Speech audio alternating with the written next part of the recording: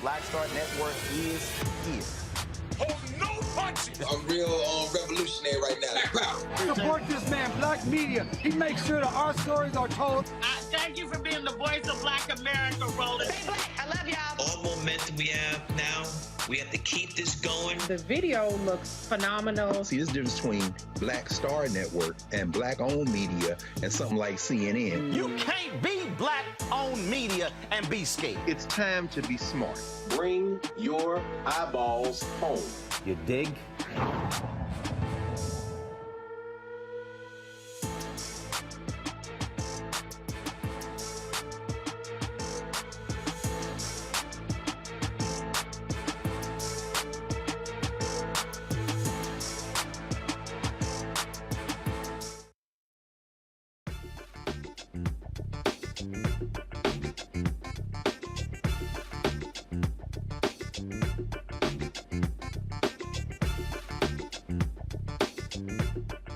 Today is Friday, September 23rd, 2022. Coming up on Roland Martin Unfiltered, streaming live on the Black Star Network. Kansas City civil rights groups have long known their police department had a high incidence of violence against Black and Latino folks and racist hiring practices. Now the Department of Justice is investigating. We'll be joined by the president and CEO of the Urban League of Greater Kansas City, Gwen Grant, and also National Urban League National President and CEO Marc Morial. Folks, and an amended autopsy report says Elijah McClain's death was caused by being injected with ketamine by paramedics after being forcibly restrained. We'll share those details with you. A former Illinois police chief is charged with murdering a black man after a brief car chase.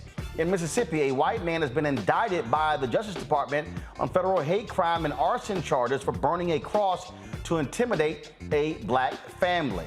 Thursday, Congress members met with faith leaders to discuss Congress's responsibility to act on voting rights, living wages, and health care for the poor. I'll talk to California Representative Ro Khanna, who was at that meeting, to find out if they have come up with a plan of action. And in our Education Matters segment, Texas Southern University has a new Student Success Satellite Center in Arlington. We'll talk with Ron Price, a member of the TSU Board of Regents. And 6 Florida A&M students, they are suing the state of Florida for saying that Florida A&M has been cheated out of more than $1 billion from the state.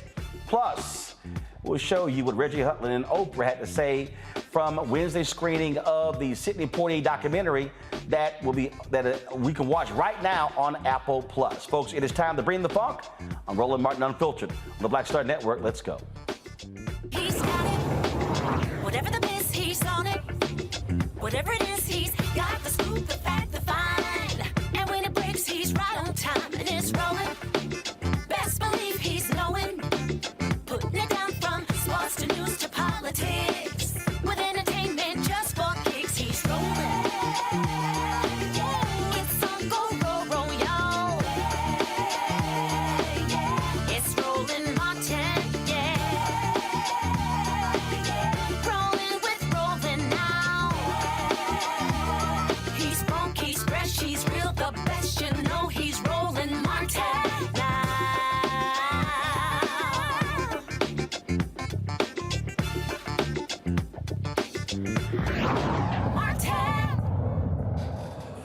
The Kansas City, Missouri Police Department is the subject of an investigation led by the Civil Rights Division of the Department of Justice. On Monday, the DOJ notified the department of its probe into employment practices. We talked to Kansas City Mayor Quinton Lucas on Tuesday. Tonight, let's talk with the president and CEO of the Urban League of Greater Kansas City, Gwen Grant, and Marc Morial, the president and CEO of the National Urban League. Gwen, I want to start with you. We were there in Kansas City talking about this very issue. Folks in Kansas City have been calling for the DOJ to step in. Just your initial reaction of that decision, and also the mayor's interview on Tuesday, where he was highly critical of this 5-member commission, and they pretty much, other than him coming on this show talking about it, they acted like nothing has actually happened. Yeah, you're absolutely right, Roland. The Board of Police Commissioners is a continuous disappointment for us, and we're really excited about learning that the DOJ will conduct this patterns and practices investigation into discriminatory hiring and promotion practices within KCPD. As you know, when you were here, we do not have local control of our police department. So without the DOJ intervention and oversight, we don't have an opportunity to redress because we can't control the behavior of that board. We are in the process of looking to hire a new police chief, and the board is really not being collaborative or inclusive with the community in that endeavor. And a few days ago, the Kansas City Star published an editorial saying they should pull back. Like, this is not the time to bring in a new chief when you have a department that is being investigated by the DOJ and the Board of Police Commissioners is not engaging in any form of community collaboration. Marc, you were the mayor of New Orleans. There were issues with the police department when you were mayor. Still are issues there. It is stunning to me, in the conversation we have with the mayor on Tuesday, it is still stunning to me that you have this commission, 5 members appointed by, first of all, 4 appointed by the governor. The mayor sits on it. And they have been completely non-responsive to the citizens of that particular city. And it is as if their whole deal is, we don't give a damn what any of y'all think. Oh, by the way, though, keep sending your taxpayer money to fund the department. We run it, you don't. Roland, the system in Kansas City is a modern form of colonialism where the state, and this is a legacy of the 1800s and a legacy of slavery, and the fact that Kansas City and Missouri were divided during the Civil War, with part of the state siding with the North and the rest siding with the South, that has led to the fact that the citizens of Kansas City do not control their own police department. It was that way in St. Louis, and state law changed, and the state of Missouri should voluntarily give the people of Kansas City control over their department so that their mayor, that their elected leaders can make the decision so that the people of Kansas City can hold them accountable. Now, this investigation by Kristen Clark and the Civil Rights Division of the Justice Department is taking place because Gwen Grant and I asked for this investigation to take place. And I want to just say how pleased I am that Merrick Garland and Kristen Clark responded to a letter from the Kansas City Urban League and a number of community leaders in Kansas City asking for this investigation. Now, let's talk about the Kansas City Police Department. A high rate of excessive and deadly force incidents against Black and Latino citizens, compelling evidence of constitutional violations, discriminatory patterns and practices in hiring, promotions, and the handling of community complaints, and the lack of accountability. So in this instance, this is why civil rights laws and civil rights advocacy is so crucial when we join with Gwen, who's been an outstanding leader in assembling an impressive coalition to call for this investigation. But it is time for the Kansas City Police Department to change, and it's time for the state of Missouri, its governor and legislature, to give home rule, or if you will, local control, back to or to the citizens of Kansas City. This is, go to my iPad, this is the Kansas City Star on Tuesday, and this is what is crazy to me here, Gwen, where the mayor says that there was a police board meeting on Monday, and they didn't even bother to discuss this. Here you have the Department of Justice sending you a letter saying, we are going to be investigating your police department about its racial hiring practices, and here the mayor, and let's be real clear, the chair of the board is a Black man, a pastor. Y'all pull his photo up and let me know when you have it. And they don't even discuss it. I mean, I'm sorry. This to me is an abomination. And have y'all heard from this brother? Now leave it on him, because he's the chair of the board. Have y'all actually heard? And he's a pastor. Have y'all heard anything from him? Is he talking to anybody Black? No, not that I'm aware of, no. He has been a huge disappointment throughout this struggle, this fight with the police department. He's been a gatekeeper. He has just been carrying the water of the racist police chief and the racist system over which he presides. And it's really unfortunate. I do want to put in here too, Roland, that the Missouri legislature, Marc is talking about how the state should pull back. Well, the state is doing the exact opposite. The Missouri legislature just recently passed legislation that would now require the city of Kansas City, Missouri, to increase its level of funding to the police department, and by a state mandate to raise our funding floor from 20% to 25%. So we have an initiative on the ballot on November 8th that to vote no against Amendment 4 to stop this egregious government overreach into the operating the affairs of Kansas City government. It's just unconscionable that we would be required to fund a police department that we do not control, and that the state legislature who actually filed this legislation doesn't even live in Kansas City, Missouri. It's exactly as Marc stated, it's 21st century colonialism, and it needs to stop.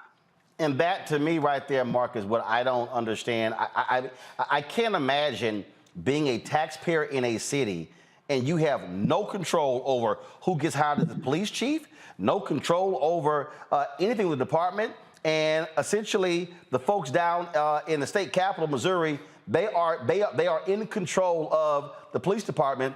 And the mayor was on the other day, and if I'm correct, he said that 70% of the general fund in Kansas City goes to public safety, police and fire.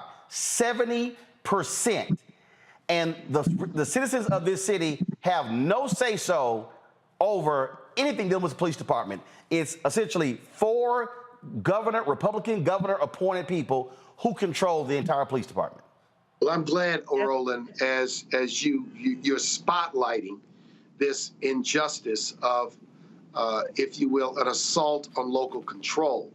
But as you know, over the years, red state legislatures and governors have sought to mess with, undercut, undermine, and take power from quote-unquote blue cities, or predominantly African-American cities across the South. There was an effort years ago for the state of Georgia to try to take control of the Hartsfield-Jackson Airport. There was an effort back in the 1980s in Louisiana where the state legislature passed a law to take the airport, take the zoo away from the city of New Orleans. It was thwarted because my father, at the time the mayor, had the presence of mind to sue the state and invalidate those statutes.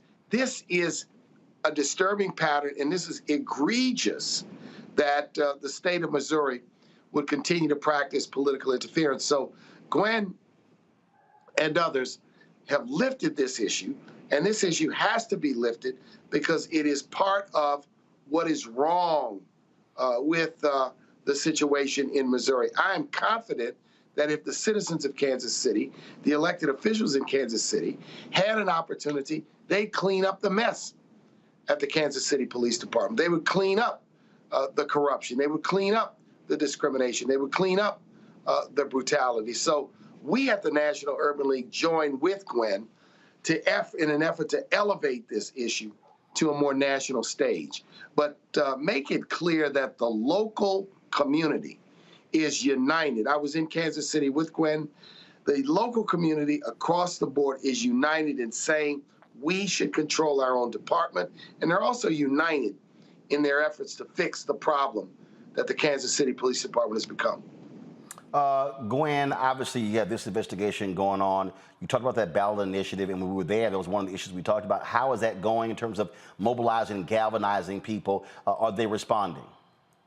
Yes, we are really gearing up to have a robust campaign. The challenge is it requires a statewide vote, and Kansas City is the only city targeted through this legislation, so it's hard to mobilize. Wait, hold up. Okay, I want to be clear. So there's a ballot initiative that specifically applies to funding of the Kansas City Police Department? That's Yes. that's a statewide ballot initiative? It's because it requires a constitutional amendment. It's tied to the Hancock Amendment of the Missouri Constitution. It requires a statewide vote, but it only targets Kansas City. But here's the key. The way the ballot language is written, it is vague, it is biased, and unfortunately, the city of Kansas City, Missouri, missed its opportunity to challenge the ballot language, which is unconscionable as well. So this ballot initiative will require an increase of funding that goes to the police department from the taxpayers of Kansas City, but it's going to be voted by everybody in the state. Right. But it doesn't say that. So here's the deal, Roland. The ballot language does not clearly state that this applies only to Kansas City, which means that it is dangerous for all other cities across the state. In effect, this ballot language, if this passes, the state legislature has the authority for the next 3 years to set the funding levels for any police department in the state. But initially, it's written the way it's written in its narrow terms. After it passes, they will be targeting only Kansas City. But the language is so vague that truly they could actually engage in government overreach across the state. They can go back and target St. Louis, which is another city where they were able to get their control of their police department about 5 years ago. But there's also talk of them now wanting to take that control back from St. Louis. They have a black mayor in St. Louis. We're talking about the two largest cities in the state, the two largest cities with the highest population of people of color. And they want to control only those. Now, out here in the rural areas, in the predominantly white areas, there's no attempt to intervene or any efforts at government overreach to tell the local people how to spend their tax dollars. Mark, I think you want to make a comment there? The only thing I'd say, Roland, is Gwen is so right. And Roland, you and Black America and all people in this nation who favor and love fairness and justice should be absolutely outraged at the structure and the system in Kansas City. I was shocked because this is so anachronistic. It's such a throwback, and it robs the people of Kansas City from any say over the operations of the police department. This is why home rule for cities is so important. And in many places, you have home rule, which protects the city from being intruded on by state government, by the state legislature, and prevents them and gives local control over police and fire and schools and other basic fundamental needs. So we want to lift people up to understand this referendum. If you have friends, if you have relatives anywhere in Missouri, weigh in, ask them to vote on this referendum. And Gwen, we want people to vote no, correct? Vote right. no. Vote no on Amendment 4. Vote no on Amendment 4. And we need as much energy behind that as possible. So, Roland, we'll be mobilizing, we'll be supporting, we'll be doing everything we can on this.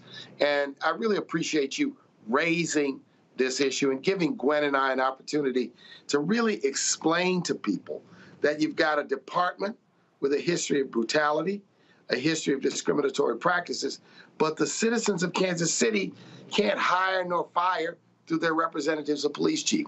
It's left to a board run by the governor.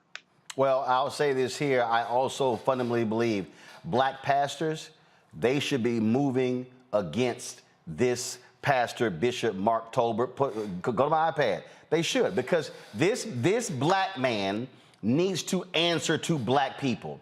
How can this black man be a bishop of a church and chairs the police commission, and he doesn't even bother to bring up this DOJ letter in the police meeting? In fact, it's been now 4 days since the DOJ made this announcement. He has made no public comment whatsoever about any of this. And so, again, I would really love to see black pastors across Kansas City, Missouri, but also across the country demand this brother say, when are you going to speak to the issue, and when are you going to represent black folks, and you the chair of that board?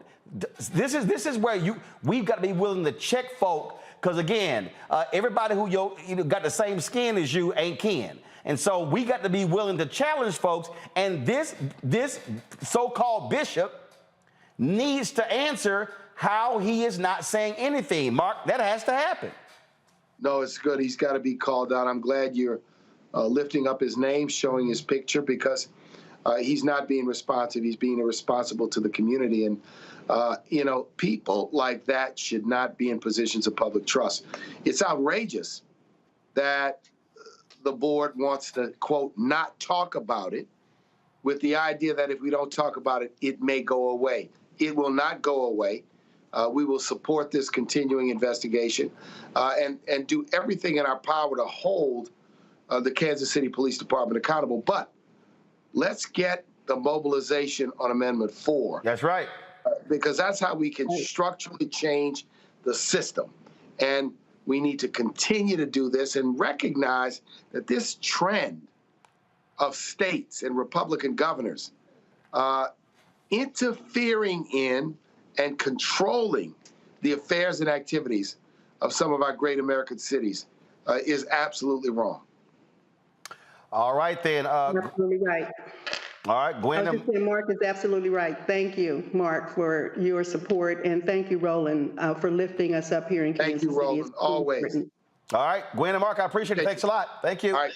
Thank you. Take care. Folks, going to bring in my panel right now. Let's talk about this very issue here again. And it really does piss me off that this brother, this pastor, has said nothing, has literally said nothing. Matt Manning, civil rights attorney. Michael Imhotep hosts the African History Network show. Breonna Cartwright, political strategist. Matt, I'll start with you. I mean, nothing.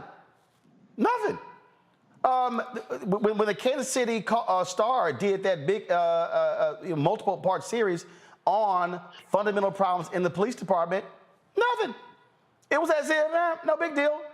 And this is, I mean, first, members of his church should be offended that he is the pastor of the church, the leader of the church, and he refuses to say anything publicly about the racism allegations in the Kansas City Police Department. I'm with you. And especially as a steward of the board and the board's work, I think that it's especially problematic that he isn't saying anything.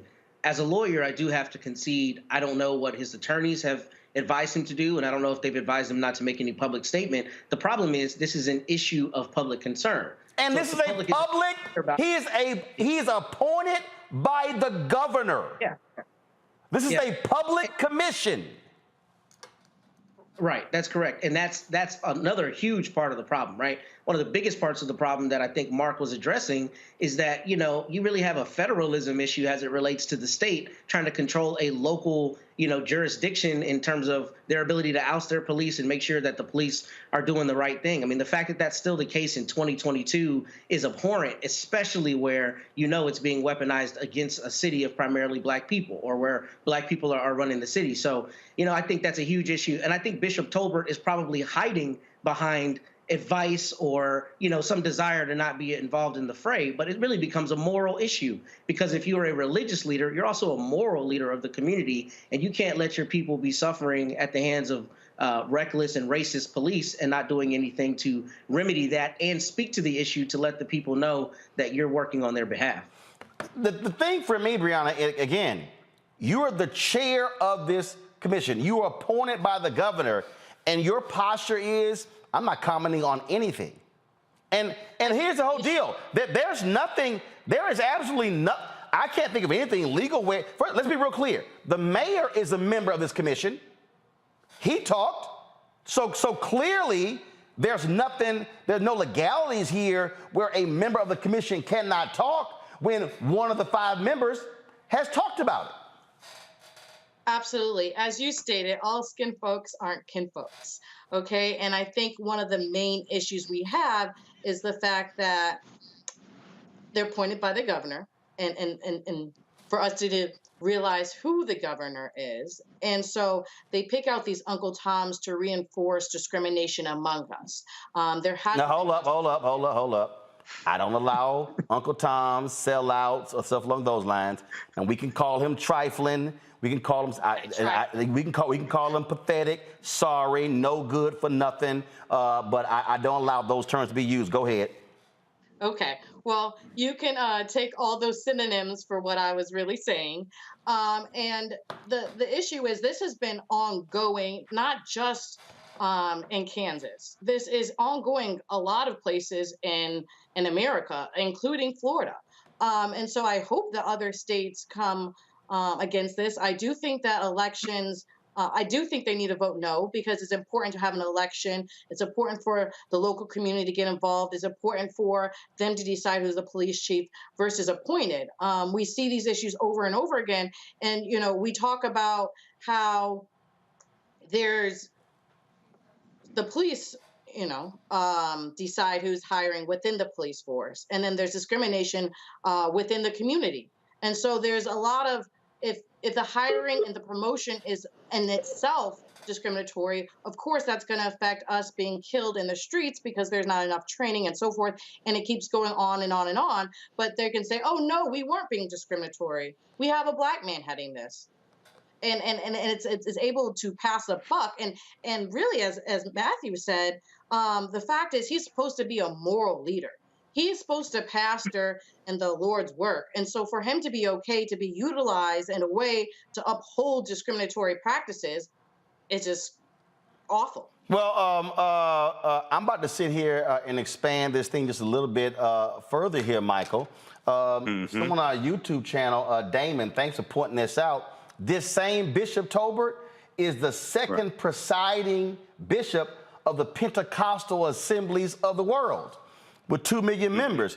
If your church is a member of the Pentecostal assemblies of the world, you should be demanding, here's his photo right here. You should be demanding that he say something. You should be demanding that the leadership of the Pentecostal assemblies of the world speak out against the racism in the Kansas City Police Department, since clearly Bishop Tolbert wants to be quiet as hell. Absolutely. This is leverage. So you come from the National Pentecostal organization.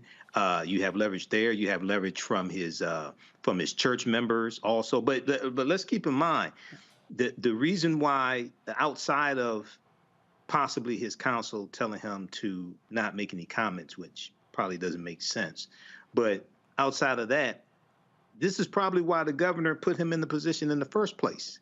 They know how to pick them. The white supremacists know how to pick them. They know which one of us to put in place to oppress the other ones. So I remember a couple of months ago, 2 or 3 months ago, we talked about this similar situation. We talked about the same bishop, Marc Talbert, and we talked about the situation here. And, you know, this is going back to the article from CNN, and Washington Post also has an article on this, dealing with the Department of Justice investigating allegations that Kansas City police racially discriminated against Black officers. This is extremely important because we're at a pivotal time where portion of the White House budget is approved. It's about $36 billion. Part of that line item is going to add 100,000 police officers nationwide, okay?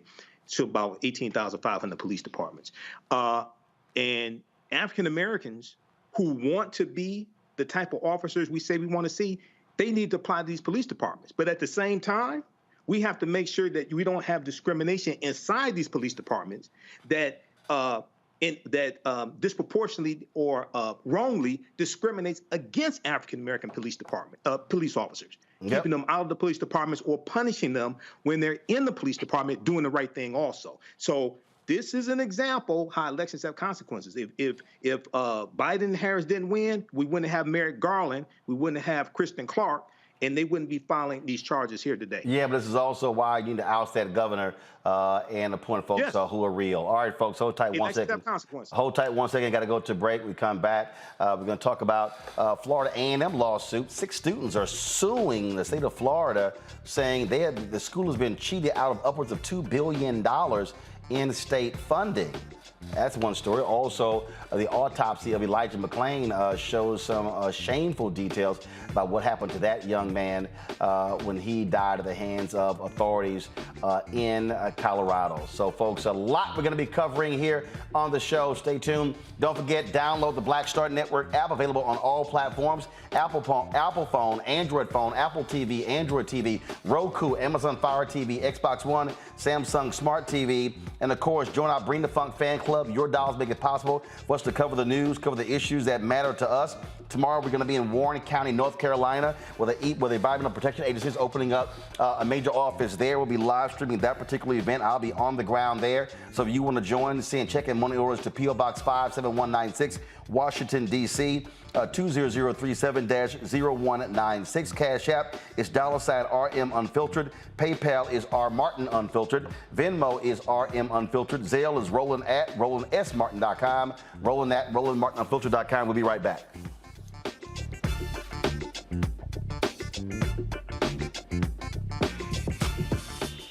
When we invest in ourselves, our glow, our vision, our vibe, we all shine.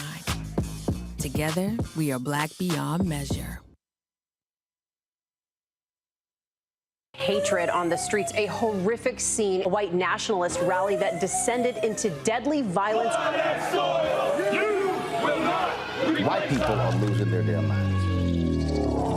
As an angry pro-Trump mob storms the U.S. Capitol, we've seen We're about to see the rise of what I call white minority resistance. We have seen white folks in this country who simply cannot tolerate black folks voting. I think what we're seeing is the inevitable result of violent denial. This is part of American history. Every time that people of color have made progress, whether real or symbolic, there has been what Carol Anderson at Emory University calls white rage as a backlash. This is the rise of the Proud Boys and the Boogaloo Boys. America, there's going to be more of this. Here's all the Proud Boys, guys. This country is getting increasingly racist in its behaviors and its attitudes because of the fear of white people. The fear that they're taking our jobs, they're taking our resources, they're taking our women. This is white fear.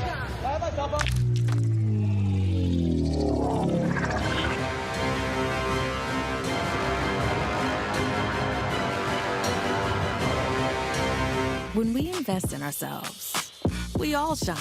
Together, we are Black beyond measure.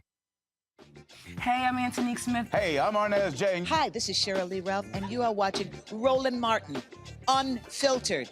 I mean, could it be any other way? Really? It's Roland Martin.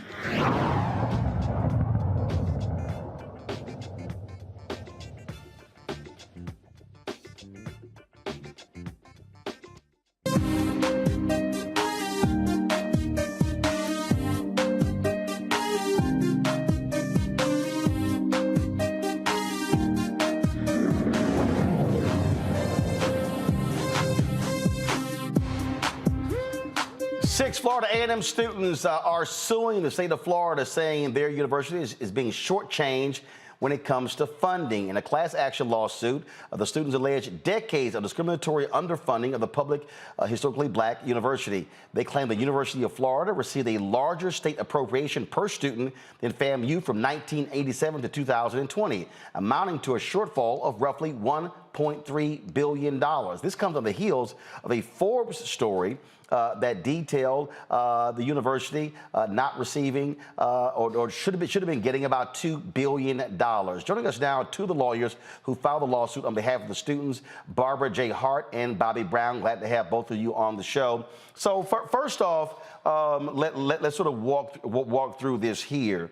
And typically when you have these lawsuits, courts say, well, who has standing? So explain to us how these students, by them filing the lawsuit, they have the standing, because Florida A&M hasn't filed the suit, obviously because they're a state university. Very similar to the lawsuit that took place here in Maryland, where a lawsuit was filed on behalf of the 4 public HBCUs. The schools were not involved, but I know for a fact the schools welcomed that particular lawsuit. I'm quite sure privately Florida A&M also welcomes this lawsuit. Well, thank you for that. The standing issue will be litigated, I'm quite confident, but we feel that the students have an acute deprivation of the equal funding, and the students talk really quite tangibly about their experiences in the dorms and the way they see the facilities and the struggles that their professors have with getting basic equipment. So the students are really experiencing the underfunding, and that's a cognizable injury that gives you standing. And we feel that the students are the ones that are best able to really, they love the school, they're proud of being at the school, and they're actually experiencing the disparity in the facilities, which is all the way that the disparity in the funding manifests itself. And so we feel confident that they have standing under the law. Bobby, I referenced what happened here in Maryland. They sued during the testimony. It came out what experts said they lost upwards of $2 billion. Eventually, that was a settlement that was signed. The state came up with $522 million. But also, I think back to the suit Alvin Chambliss won for Mississippi. As y'all have put this together, did y'all look to the Maryland suit, the Mississippi suit, in terms of looking at how to file this suit in Florida? Absolutely, and I'll defer more to who is leading our litigation team, Barbara, in talking about just how much research we did with both of those cases. And what I will say is beyond just the cases in terms of understanding the student situation, getting to be in the environment, being right there in Tallahassee, where one university, Florida A&M University, is right across the train tracks from Florida State University, getting a true understanding and a feel for beyond just experiential knowing, growing up in Florida and knowing people that went to Florida A&M, knowing people that went to Florida State. I wanted the firm also to have a really on the ground, on the boots on the ground sort of feel to what this case was all about and the injustices that we were trying to overcome as a firm. And I'll allow Barbara, I don't know if you want to talk about the level of research, but indeed in both cases were examples for us, and both in terms of how we wanted to approach the case and sort of the standing question that you posed initially. Sure, Barbara, go ahead.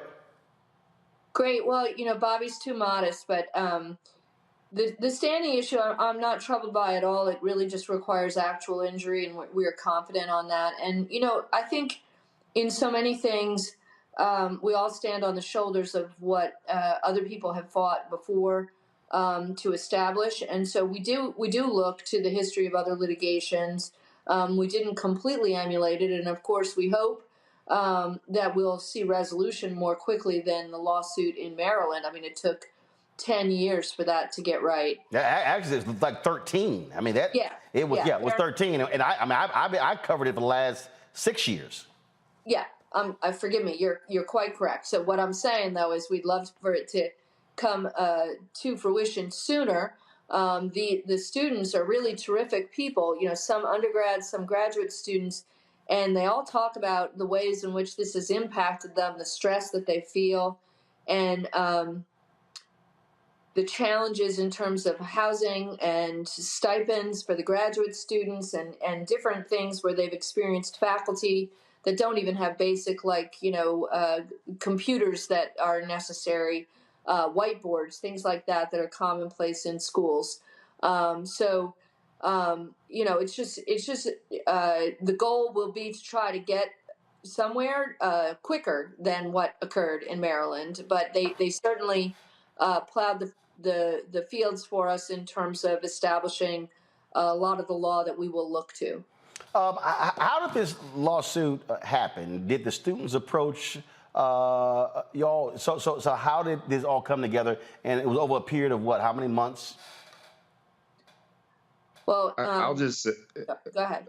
Yeah, I'll let you say more officially how it came together. But even prior to the research that we did, when we decided as a firm to put resources and put some of our intellectual property within the firm into really establishing a civil rights group, there were some obvious cases that we thought would be interesting for our firm. One that had worked so hard in different areas, but in this particular area, civil rights, I, along with some of the other attorneys, went to our partners, a group of partners, and said that we think this would be an interesting case. We put a lot of research into it. The article came out subsequent to some of the research that was already done.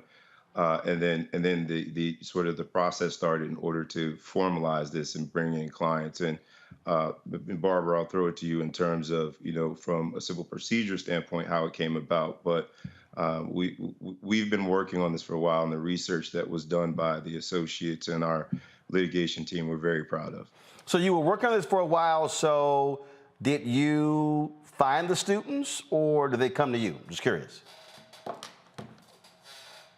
Well, Bobby has a lot of family and friends in Florida, and it was just conversations that, as we were examining the issue, conversations led to people that wanted to talk to us. And the students are very committed to this. I welcome an opportunity for them to come back in and talk with you personally.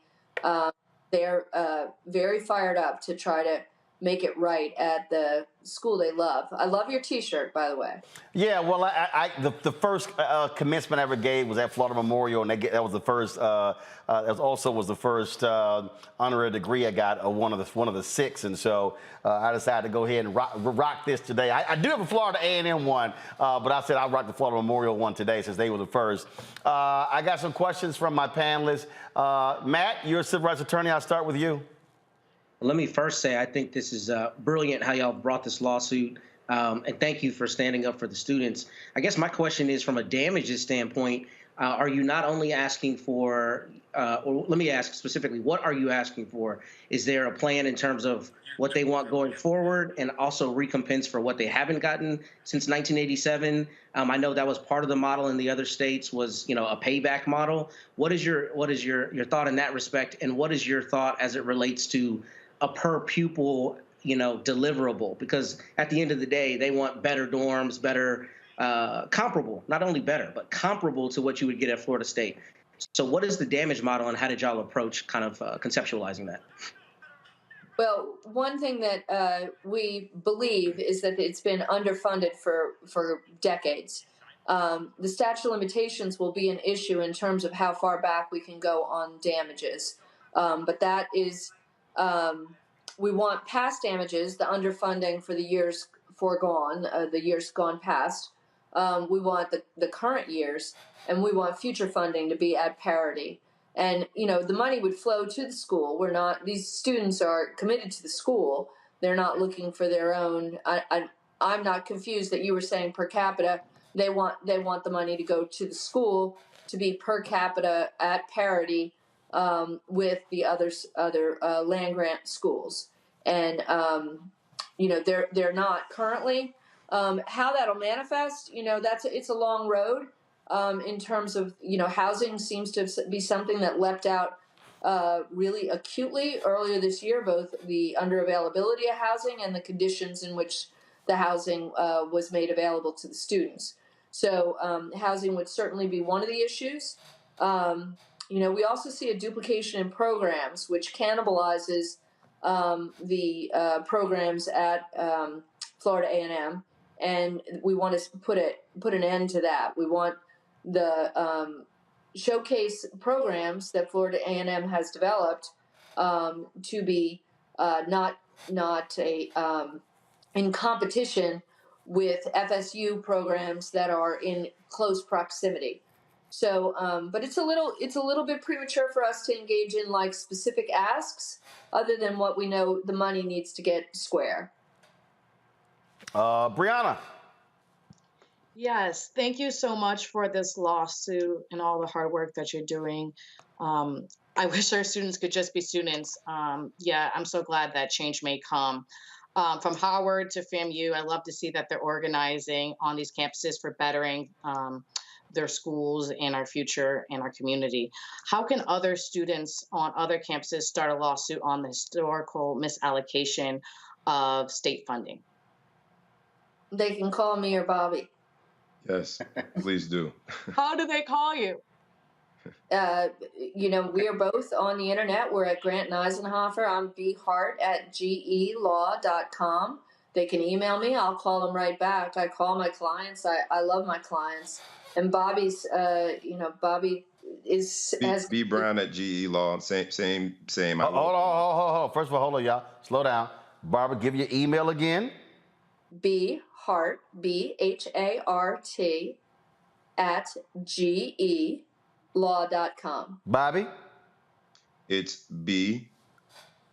BROWN at GELaw.com. All right, cool. That way, because trust me, they're going to start cussing in the chat room like, slow down, I didn't catch it. All right, Michael, your question.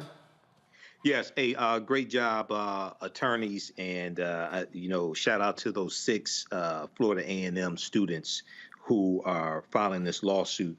In reading the article from the Washington Post, it talks about duplication of programs and how this puts Florida A&M at a disadvantage. Then it also talks about in the lawsuit, it claims that the University of Florida received a larger state appropriation per student than FAMU from 1987 to 2020, amounting to a shortfall of roughly $1.3 billion.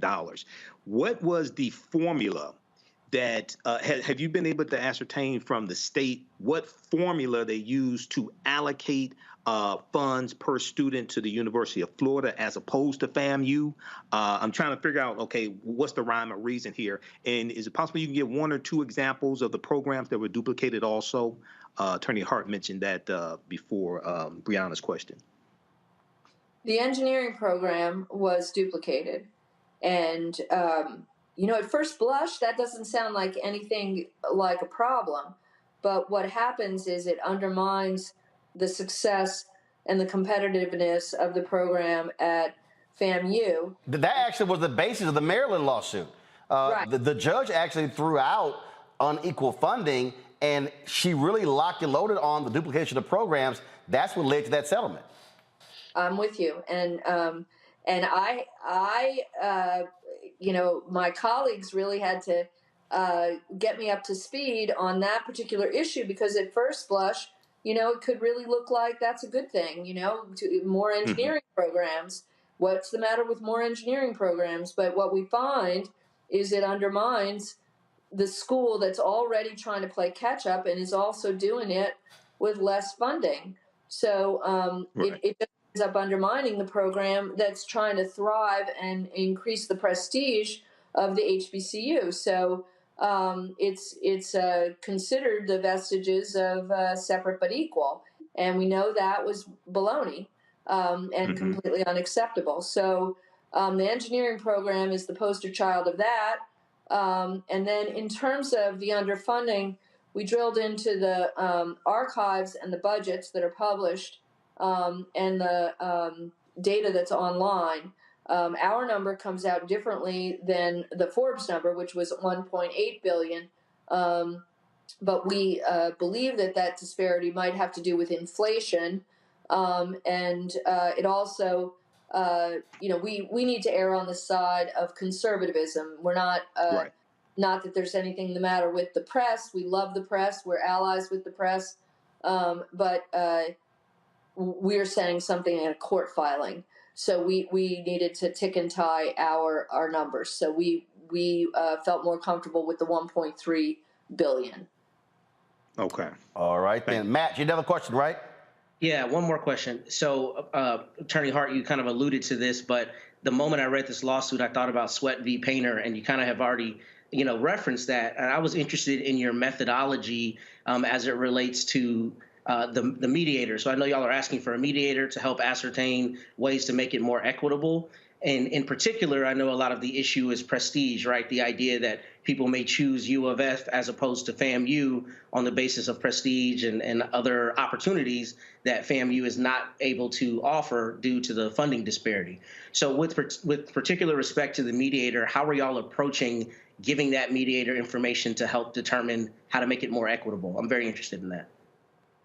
Well, unfortunately, this isn't running on a racetrack the way that we have seen the mediator happen in some other litigation that people are following related to confidential top secret documents.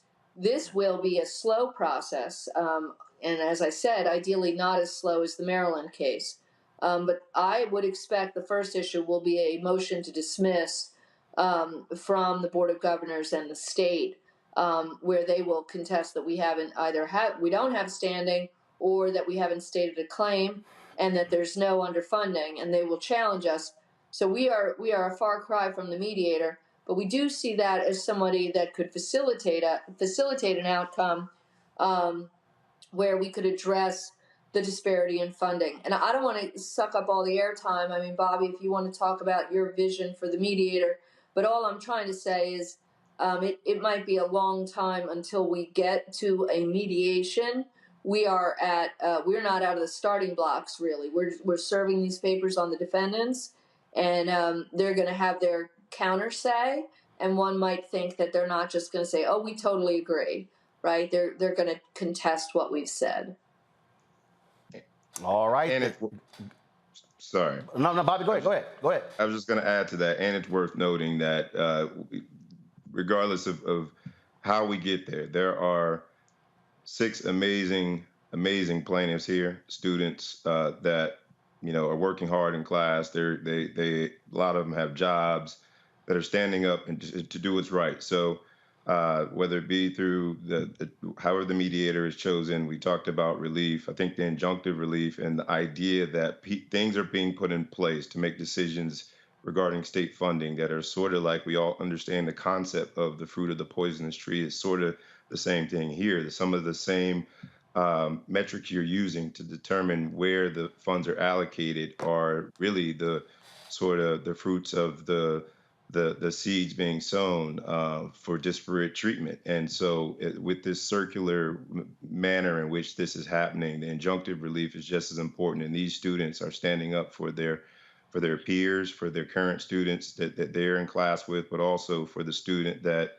is going to apply 20 years from now. And I think that is the thing to celebrate. And they are very proud of Florida A&M. They're very proud of their university, their institution. And this is just a way to make things, in our opinion, more fair. FAMU and other HBCUs have done more with less, but just imagine, because FAMU has produced some amazing individuals, just imagine what they could do with more, when more is just really, in this case, fair.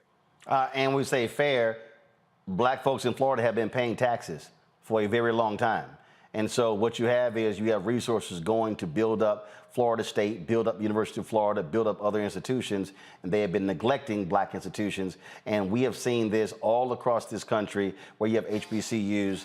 And so when I was in North Carolina, I connected officials there with Alvin Chambliss and others and saying, hey, you should be considering, the state should be considering suing the state. And I believe that this should be the objective of lawyers all across the country, going after every single state where you have a public HBCU and examining whether the funding issue. A committee in Tennessee ruled that Tennessee State had been underfunded to the tune of $500 million. I'm quite sure that number is actually higher. But again, someone should be filing suit in Tennessee on behalf of Tennessee State to ensure they're able to get that money.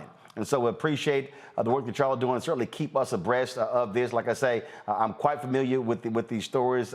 We've had Alvin Chambliss on this show. We covered extensively the Maryland case. I even led a rally in Maryland. So just let me know if y'all need us to come down to Florida to bring a little public pressure. I own my camera, so I don't have to ask anybody. So we'll be happy to come down there. That's very generous. Thank you. All right, we appreciate it. Thanks so much. Folks, appreciate you. Thank you. Going to a break, we come back. We're going to talk about the case of Elijah McClain. What was he shot up with by paramedics? What the autopsy reveals. Also, a former cop in Chicago, guess what? Gets indicted for the shooting of a black man. And We'll also tell you about the DOJ going after a white man for cross burning in Mississippi. Some things change, some stay the same. Folks, please support us in what we do. Download the Black Star Network app, available on all platforms. Apple phone, Android phone, Apple TV, Android TV, Roku, Amazon Fire TV, Xbox One, Samsung Smart TV. Also, we would love for you to support us in our Bring the Funk fan club. Every dollar you give goes to this show to allow us to do what we do. And so please send your check and money orders to P.O. Box 57196, Washington, D.C. 20037-0196. Cash App is $RM Unfiltered. PayPal is R Martin Unfiltered. Venmo is RM Unfiltered. Zelle is Roland at RolandSMartin.com, Roland at RolandMartinUnfiltered.com. And big shout out to all of our folks who watch us on YouTube. Folks, yesterday we hit 900,000 subscribers on our YouTube channel. We launched this show. We started with 157,000. 4 years later, we've now hit 900,000. And so we appreciate all of you who are doing so.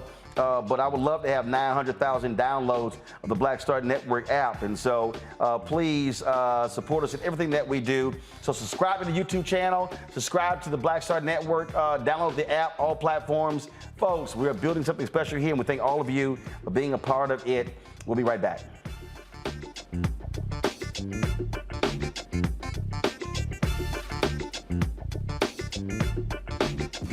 When we invest in ourselves, we're investing in what's next for all of us. Growing, creating, making moves that move us all forward. Together, we are Black beyond measure.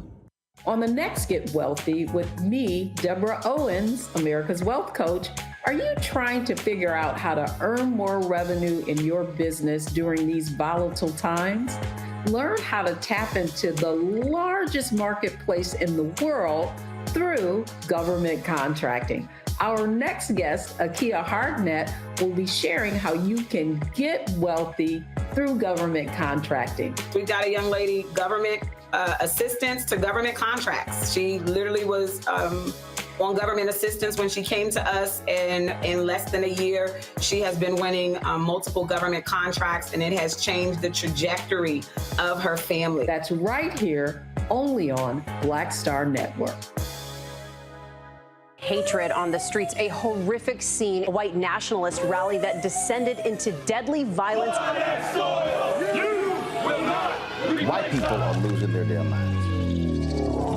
As an angry pro-Trump mob storms the U.S. Capitol, we've seen shootings. We're about to see the rise of what I call white minority resistance. We have seen white folks in this country who simply cannot tolerate black folks voting. I think what we're seeing is the inevitable result of violent denial. This is part of American history. Every time that people of color have made progress, whether real or symbolic, there has been what Carol Anderson at Emory University calls white rage as a backlash. This is the rise of the Proud Boys and the Boogaloo Boys. America, there's going to be more of this. Here's all the Proud Boys, guys. This country is getting increasingly racist in its behaviors and its attitudes because of the fear of white people. The fear that they're taking our jobs, they're taking our resources, they're taking our women. This is white fear.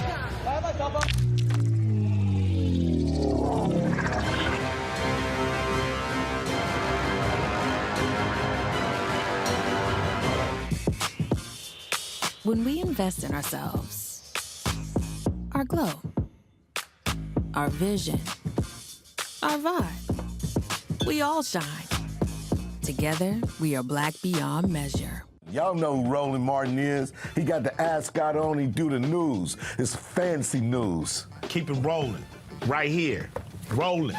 Roland Martin. Right now. You are watching Roland Martin, Unfiltered. I mean, could it be any other way? Really? It's Roland Martin.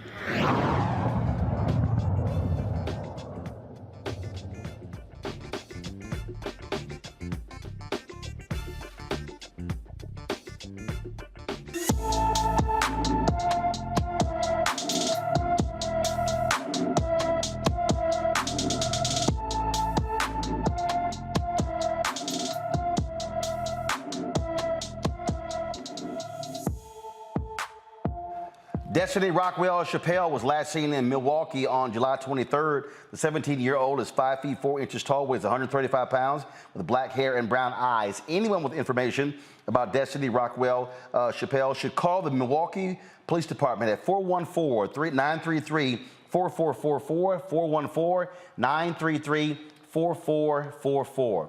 All right, folks, we talk a lot on this show about the poor in this country. We talk about what is happening. On Capitol Hill right now, you see Democrats amassing the votes to pass a bill that will deal with funding for police. We saw the previous bills that were passed.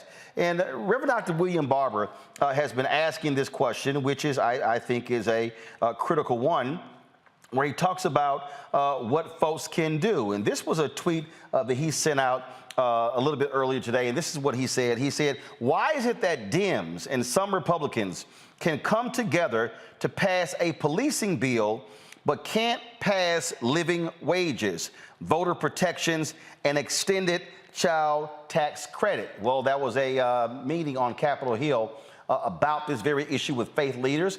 My next guest was actually in the meeting. He'll give us an update on what happened there. Can we actually see some movement on that? Congressman Rokon, I'm glad to have you back on the show. So, all right, what happened? What was the conversation? What's the outcome? Well, I'd gone down to Reverend Barber's church, and he said, why don't you call up 50 clergy leaders and have members of Congress listen to what people actually want? And they were very clear that we've got to get a living wage. We got to at least get a vote on it, that we need to get the child tax credit. As Reverend Barber put it, we tried it. We did it in the American Rescue Plan. It reduced poverty 50%, and it's as if we're teasing people that we're taking it back. I mean, we know it works. We know it reduces poverty. We need to make that permanent. And then we need voting rights. And he was very blunt. We heard the testimony of a young woman in Baltimore who talked about a sheriff coming to her apartment, a single mother, her being basically evicted, staying in a motel room because the child tax credit expired. So those of us who listened and participated are really going to push for another vote with the Speaker. And then, of course, the issue is the Senate. We've passed some of these policies in the House. We need the Senate to vote on it. And the point that he makes, I think, is a critical one, because when you hear Senator Schumer and others say, oh, we're going to keep, another bite of the apple, another bite of the apple, well, let's see the same thing when it comes to the poor in this country, when it comes to voting rights. People, I can tell you right now, African Americans want to see some movement, especially on the voting bill. Also, I've been saying, why in the heck aren't Democrats coming back and putting the George Floyd Justice Act on the table? It already passed the House, but now the challenge should be, and I've said this to even some of the family members, they should be publicly saying to President Joe Biden, call a meeting at the White House, tell McConnell, tell Lindsey Graham, tell Tim Scott to be at that meeting and sit across from those families and say why they're not moving in the George Floyd Justice Act. Roland, that would be powerful. But here's the thing. The Republicans, you know this, when they want to repeal the Affordable Care Act, they don't just vote once. They vote on the repealing 70, 80 times. And I don't understand why the Democrats can't have the same passion. I mean, we ought to vote on voting rights not just once out of the House. Let's keep passing it. Let's keep telling the Senate to put pressure on it. Let's vote on the George Floyd bill. And put pressure to get that passed. And let's vote on living wage again. Obviously, you're going to hear folks say, oh, well, we're now in the fall and we don't have much time. Well, let's see here. Today is September 23rd. Last I checked, the United States Senate confirmed a Supreme Court justice pretty damn quick before an election. We have time. We figure out how to get things done when we want to get things done. And we certainly have the time. I mean, it doesn't take that long to put something on the floor. I think let's just be candid, Roland. And this is about what is the message that we want to go into the midterms with. And there are those of us who are saying that we can't take people's votes for granted, who are poor, who are low income. Those are our voters. We can't take Black people for granted. And okay, fine. The frontliners wanted a police funding bill, but we also need to deliver for working people and for the African-American community. And that means let's go into the midterms of voting on these key issues. And I think that's the key thing, is to convince the party that these are issues we need to highlight going into the election. And on that particular point you just made there, you have a lot of those frontliners. Again, the Democratic Party does a whole lot to protect them, but here's the whole deal. They aren't the only people represented in Congress. You also need voters voting in these statewide races for the United States Senate. You do, and you need a turnout in their districts. I mean, many of them need poor people, low wealth folks who in many parts comprise a third of the electorate in our districts, half of the electorates, and in the states. They need them to turn out. And they're not going to turn out if they don't see that we're fighting for a livable wage. They're not going to turn out if they think, okay, we did the child tax credit and now that money is not coming back.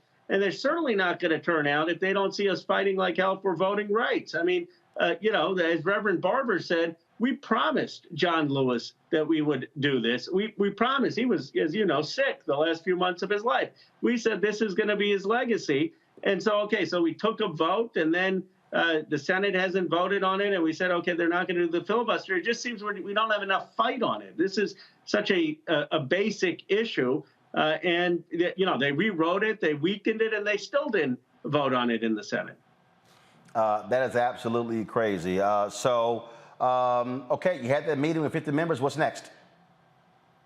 Well, the meeting, I think the president should meet with the clergy. I mean, the clergy in that room, who are 50 leaders, and I appreciate that they met with us in Congress, but they represent millions of voters. And I think the president meeting with them, one, it would take back faith for the Democratic Party, the real faith, the faith that Dr. Barber and others talk about, which is standing with the poor, standing for justice.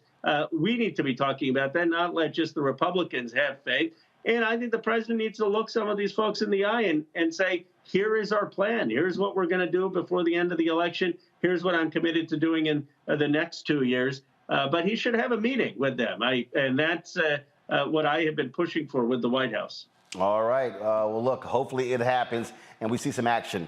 Representative O'Connor, thanks a lot. Appreciate it. Thank you, Ron. Thank you for having me back. Good on our panel here. Brianna, I want to start with you. The point that he made there, Democrats are so protective of these frontliners, these Democrats who are in, purple districts or some that lean Republican.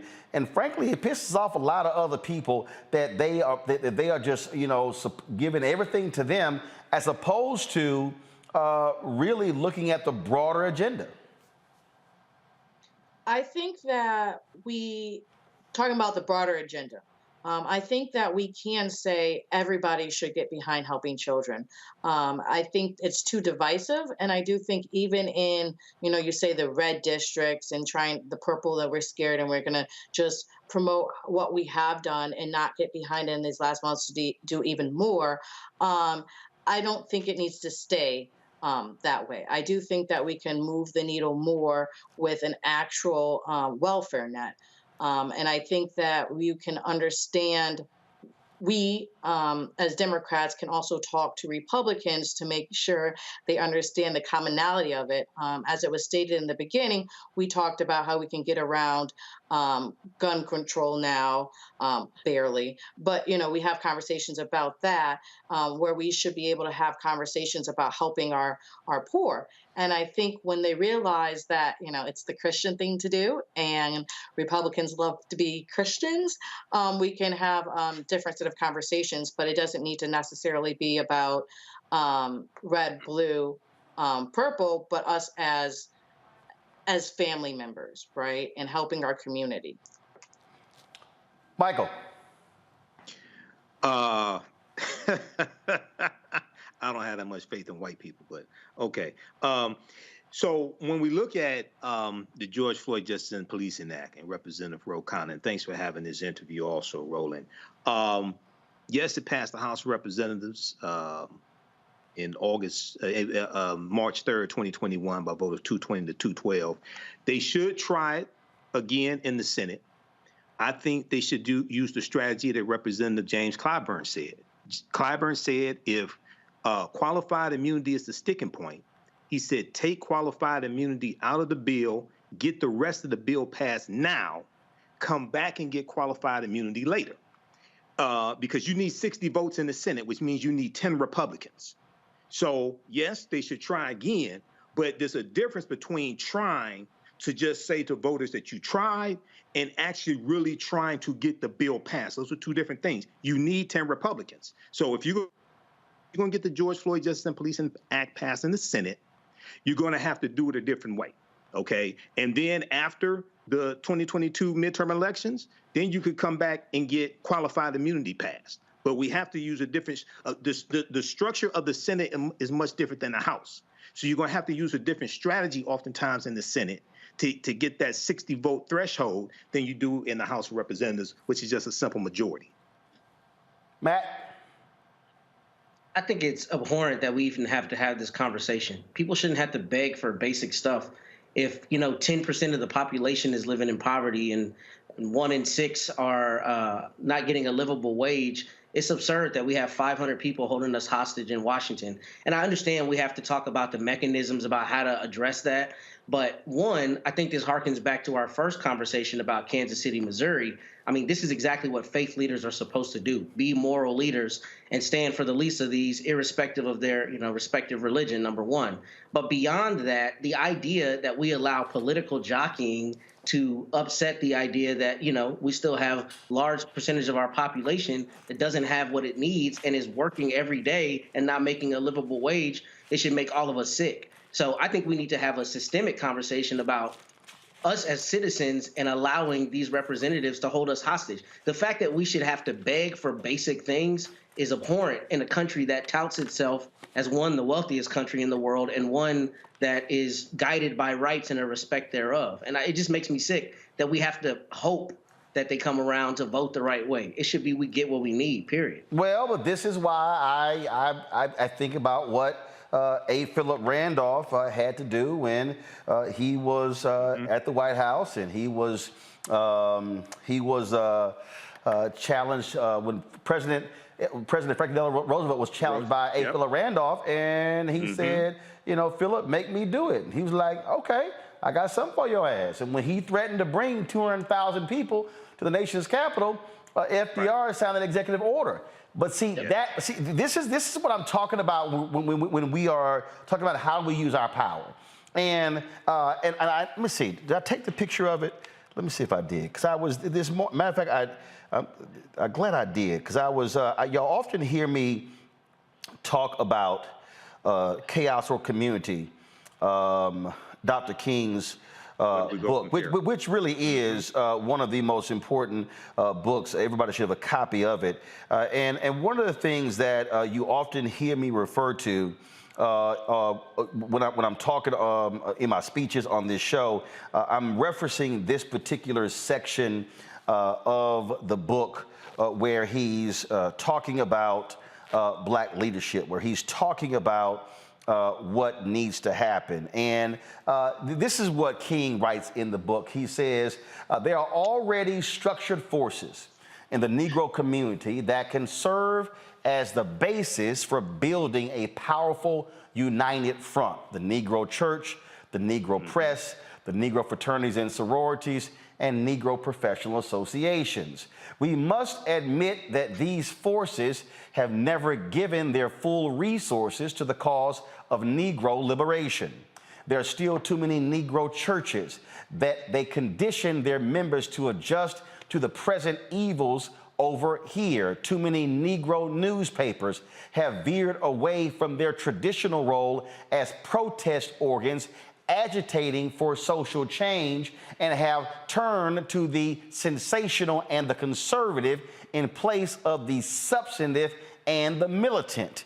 He says too many Negro social and professional groups have degenerated into snobbishness and a preoccupation with frivolities and trivial activity. But the failures of the past must not be an excuse for the inaction of the present and the future. These groups must be mobilized and motivated. And on that particular point, that's what I'm talking about, folks. And so you've heard me say on numerous times, you've got more than 2 million members of the Divine Nine. So you've got alphas and kappas and omegas and sigmas and iotas and deltas and AKAs and zetas and sigma gamma rho. You've got Eastern Star, you've got Prince Hall Mason, you've got Sigma Pi Phi fraternity, the Boule, you've got the Links, you've got all these different groups. But the question is, how are they using the collective membership to be able to sort of drive this issue?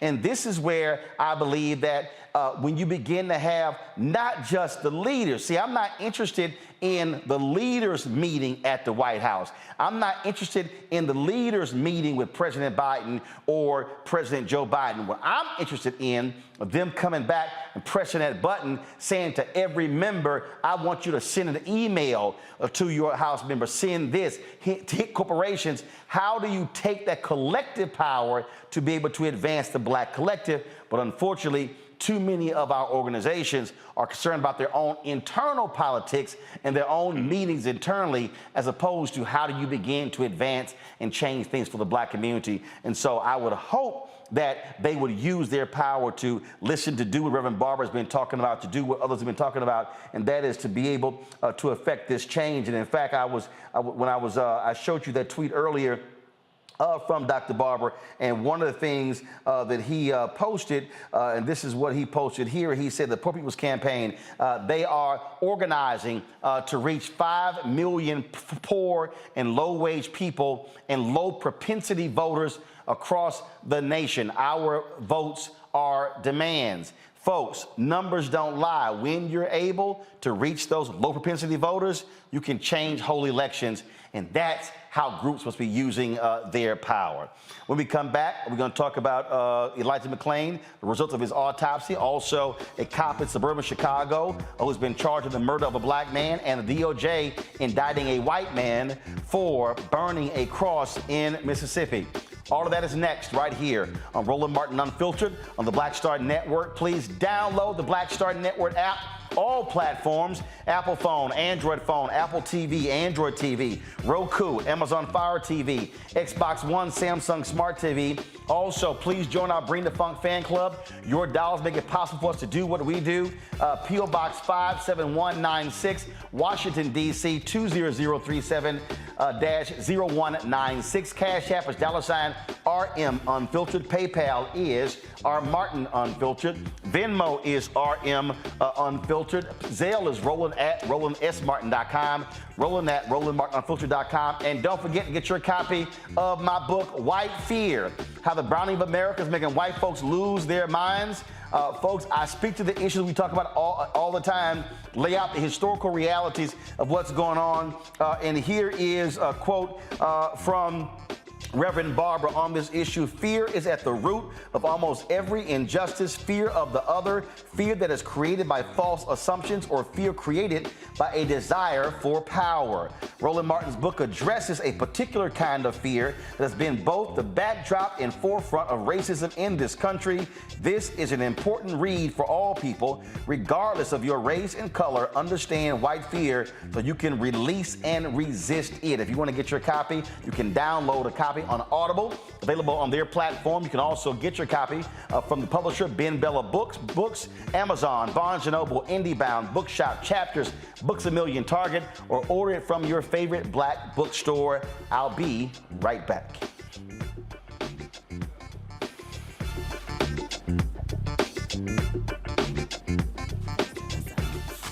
We all shine. Together, we are Black beyond measure. I remember being with The View when they said, we want to extend your contract. And I knew God said, it's time to move. It's time to go. And everybody was saying, Sherry, you got a great job. You're making all of this money. And I said, no, it's time. And they said, you ain't gonna be able to, you've been away from Hollywood. And I said, it's time to go. And when I didn't, that's when I realized I was about to go through this divorce, and it was gonna be expensive, it was gonna be a lot. And I said, I'm gonna stay. I said, I'm gonna stay for a couple of years. So you make this money. See, go ahead. I'm gonna make this money, and then I'll get out, Lord. So I'm gonna do a compromise. I'm gonna do what you say, but I'm gonna do it on my thing. And he went, really? He went really. And you know when anywhere really. They said that we were heavy in contract negotiations. And they came, my manager called, she said, they're not gonna renew your contract. And I went, hey, so wait, what? So what? Just yesterday, they was offering me more money. She said they just decided not to renew your contract. And I remember sitting in front of the mirror at the View, and I went, what happened? And it was very clear. God said, I told you it was time to go.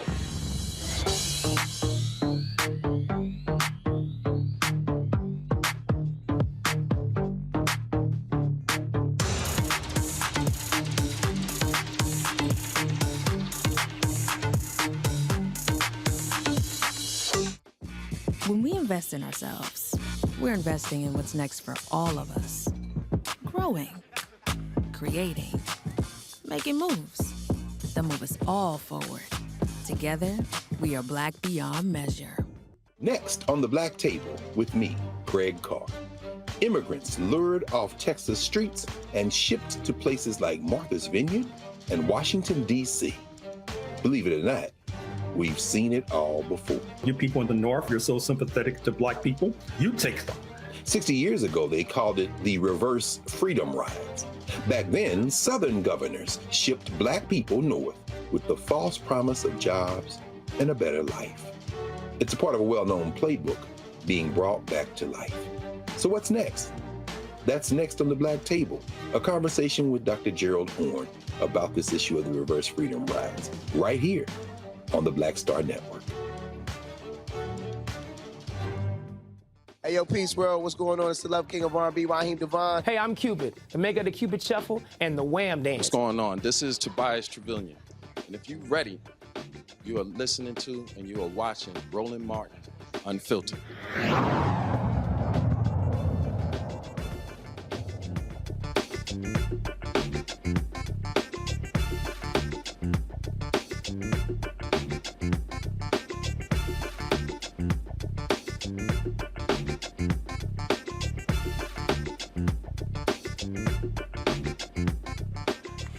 Folks, in Colorado, the autopsy of a black man who died at a police encounter in the Denver suburb 3 years ago now says the cause of death was due to potent sedatives that were injected into him. Elijah McClain died after being forcibly restrained and injected with ketamine after being stopped by police in Aurora for being suspicious. The original autopsy report of the 23-year-old was written soon after his death and did not conclude how he died or what type of death it was, such as if it was natural, accidental, or a homicide. That was a significant reason why prosecutors initially decided not to pursue charges against the cops and the EMT officials. Last year, a state grand jury indicted 3 officers and 2 paramedics on manslaughter and reckless homicide charges in McClain's death after the case drew renewed national attention following the killing of George Floyd in 2020. Now we see exactly what caused the death, and folks were still saying, why was he even injected in the first place? Now let's go to Illinois, where former suburban Chicago cop fired after he shot into a car, killing a black man and seriously wounding the man's girlfriend, has been indicted. Former Waukegan police officer Dante Salinas is charged with second-degree murder and involuntary manslaughter related to the October 20th incident. Salinas was indicted, first of all, October 20th, 2021 incident. Salinas was also indicted on felony counts of aggravated battery causing great bodily harm and official misconduct. Officer James Keating pulled over 19-year-old Marcellus Stinnett and his girlfriend Tafara Williams. The officer told the couple Stinnett had an outstanding warrant and he was going to be arrested. The couple fled the scene. Officer Keating called for help and Salinas responded. Salinas located the pair and pulled them over. He then fired the shots just 12 seconds after walking up to the vehicle.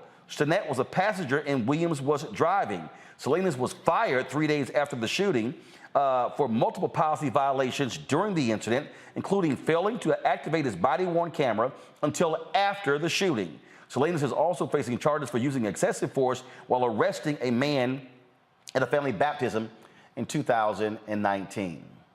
Let's go to Mississippi, folks, where a Gulfport, Mississippi man faces more than 20 years in prison and thousands of dollars in fines if convicted of a hate crime. Axel C. Cox, 23 years old, has been indicted on federal charges of criminal interference with the right to fair housing and using fire to commit a federal felony.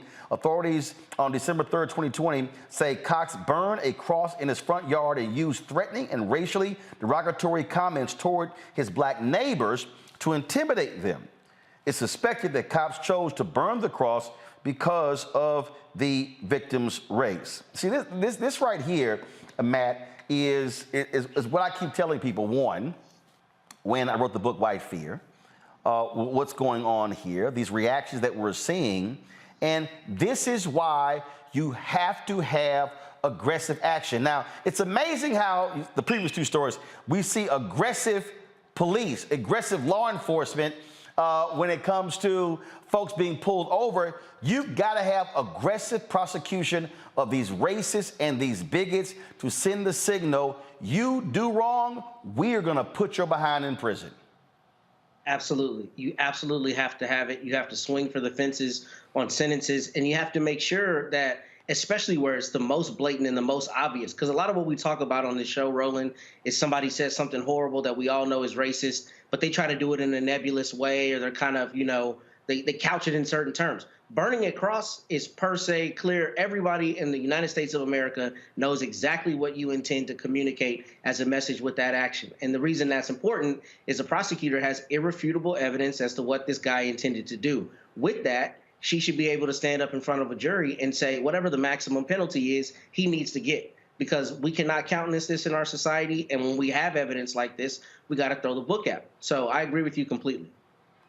Brianna, again, it's amazing when you look at these statements that we get nearly every week now from the Department of Justice, almost every day, of actions being taken. When you see the brutality that's happening in state prisons, largely against Black and Latino folks here.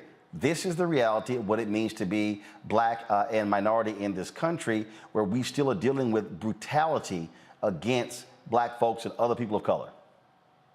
Absolutely. As it was stated, when there's this much evidence, we need to throw the book at them. It's done over and over and over again. Excuses. We have vigilantes in the streets that we try to get away.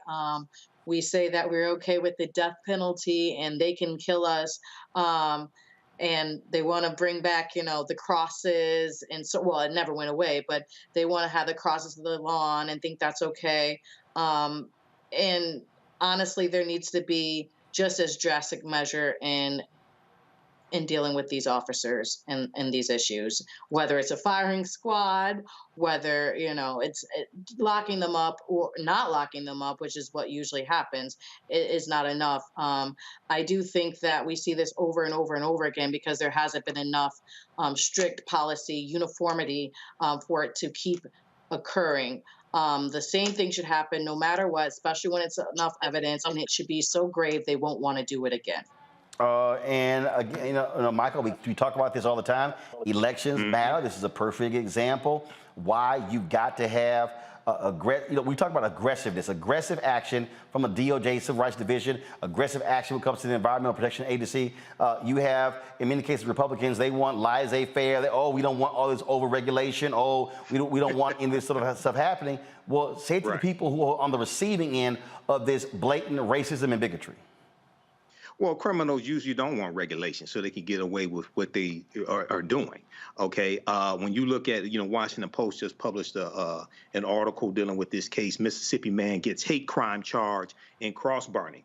So what's really interesting here is when you look at this, number one, these are federal charges, as you stated, but two, the law that they're filing the federal charges based upon is the Civil Rights Act of 1968.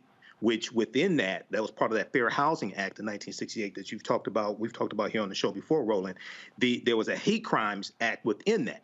That was the first. I want all the people who keep saying we need an anti-Black federal bill or whatever the hell you say it is. The first Hate Crimes Act in the history of this country was passed in 1968 by President Lyndon Baines Johnson, and that was part of that Fair Housing Act. That was a result of the modern day civil rights movement. Okay, so when I hear people talk about the they call it the Asian Hate Crime Bill, which it was not. It was the COVID-19 Hate Crimes Act. You can go to congress.gov and read it. That applies to African Americans also. But you have to understand what the Department of Justice is doing is why the Department of Justice was founded in 1870 during Reconstruction. They were founded largely to enforce the rights of newly freed African Americans and enforce their voting rights. This is in the tradition of the Department of Justice. So once again, this is another example of how elections have consequences and why we need to understand law and why we have to vote strategically as well.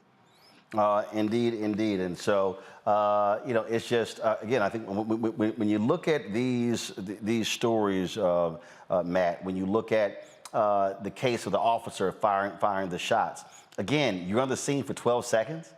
12 seconds, okay? A video was circulating this week of a white cop pulling a white person over, and boy, the amount of restraint that was shown is stunning. And it just happens over and over and over again. And then when you see these cross burnings, when you see these things happen in these states, when you see the DOJ indicting and prosecuting and convicting wardens and corrections officers for brutalizing inmates, folks need to understand that there still are heinous individuals who have the power and the authority to subjugate people, and how they're abusing them and in many cases killing them.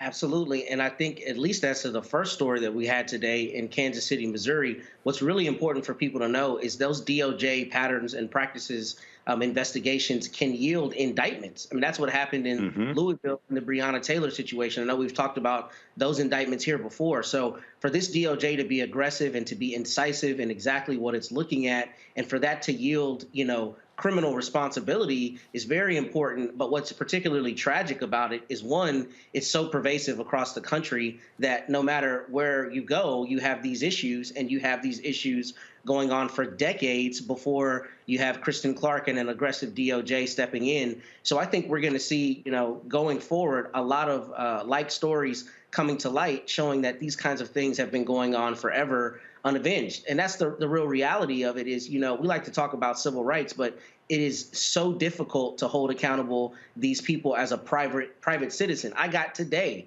a notice of appeal in a very obvious case where they let my client's son die in jail by not giving him insulin for 3 days. That's absurd, right? But I still have to fight that at the Fifth Circuit.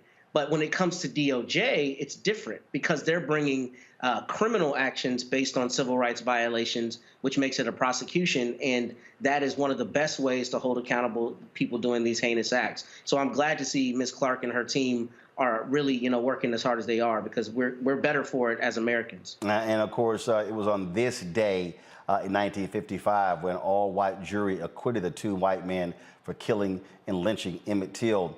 Of course, that was a Roy Bryant and J.W. Milam. I saw a couple of Thursdays ago, the movie Till, when I was in the New York screening with Whoopi Goldberg. And I'll say this here, and I fundamentally believe it. I don't give a damn how old Carolyn Bryant is. I don't give a damn how sick she is. She should be brought to justice and locked up for her culpability in the murder and the lynching of Emmett Till. And so if you can put Bill Cosby in prison, if you can put old folks in prison who were Nazi guards, well, you damn sure can put that racist white woman, Carolyn Bryant, in prison for what she did with Emmett Till. And I ain't got no problem with her dying in prison, just like Byron Della Beckwith died in prison. And so y'all can talk about forgive all you want to. Yeah, okay. Guess what? I don't forget. And so, unfortunately, that has not been the case, but it actually should be the case. Folks, going to go to a break. We come back. Apple Plus today debuts the Sidney Poitier documentary called Sidney. It is an unbelievable doc, and I was there on Wednesday for the Los Angeles screening, and you'll hear from Reggie Hudlin and Oprah Winfrey about it. You're watching Roland Martin Unfiltered on the Black Star Network, where we keep it real, keep it black. We cover the stories that nobody else talks about. If you want to support us in what we do, please download our app, the Black Star Network app, available on all platforms: Apple phone, Android phone, Apple TV, Android TV, Roku, Amazon Fire TV, Xbox One, Samsung Smart TV. Also, please join our Bring the Funk fan club Well, all of your dollars make it possible for us to do what we do. Cash App, you want to send a check or money order to P.O. Box 57196, Washington, D.C., 20037-0196. Of course, Cash App is $RM Unfiltered. PayPal is R Martin Unfiltered. Venmo is RM Unfiltered. Zelle is Roland@RolandSMartin.com. Roland@RolandMartinUnfiltered.com.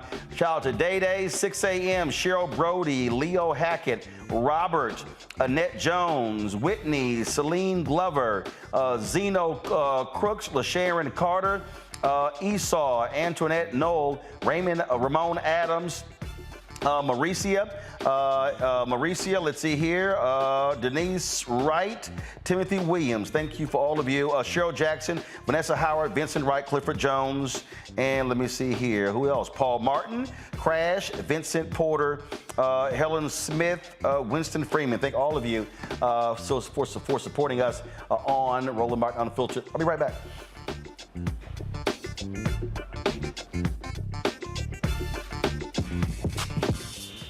When we invest in ourselves, our glow, our vision, our vibe, we all shine. Together, we are Black beyond measure. Hi, I'm Dr. Jackie Hood Martin, and I have a question for you. Ever feel as if your life is teetering and the weight and pressure of the world is consistently on your shoulders? Well, let me tell you, living a balanced life isn't easy. Join me each Tuesday on Black Star Network for A Balanced Life with Dr. Jackie. We'll laugh together, cry together, pull ourselves together, and cheer each other on. So join me for new shows each Tuesday on Black Star Network, A Balanced Life with Dr. Jackie.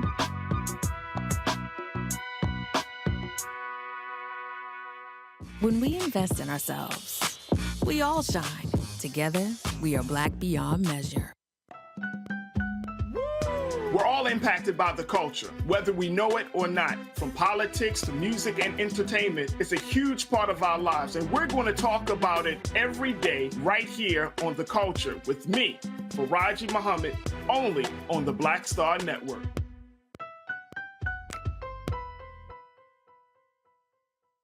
Hi, y'all doing? It's your favorite funny girl, Amanda Seals. Hi, I'm Anthony Brown from Anthony Brown and Group Therapy. What up, Lana Well, and you are watching Roland Martin Unfiltered.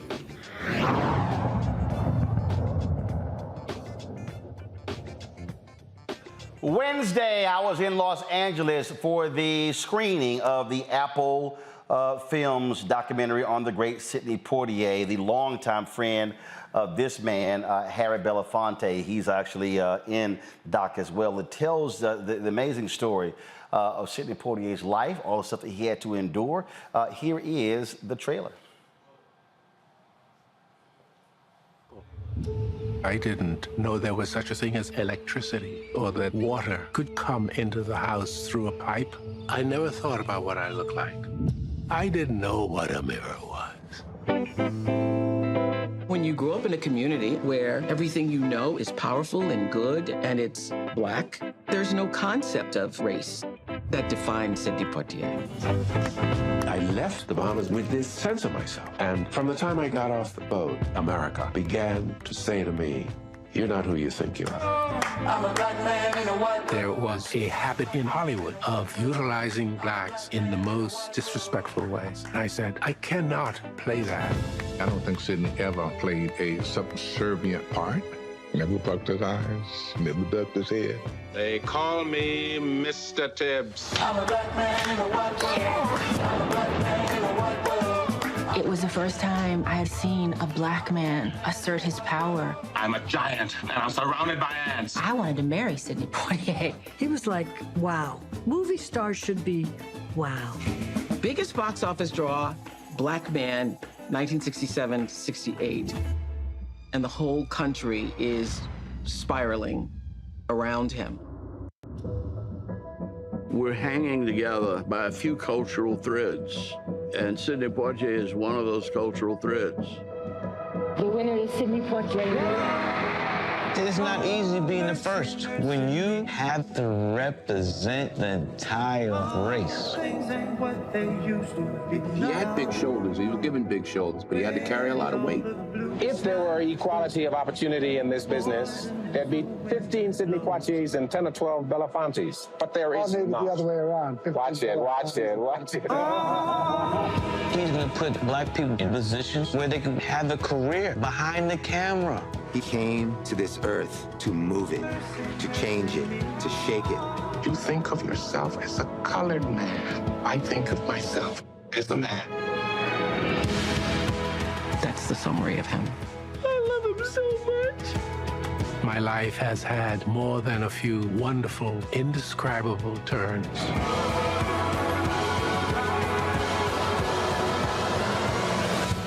And I have lived them.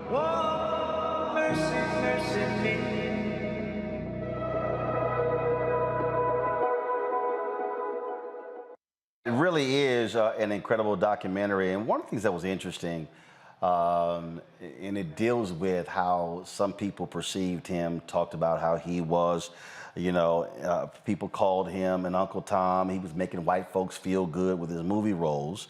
But there was a news conference that took place where, let's just say, he was not too particularly happy with a questioning that came from the media on the issue of race and the riots. This is also Sidney Poitier. What do you feel Rap Brown's purpose is now? I figured that question would come.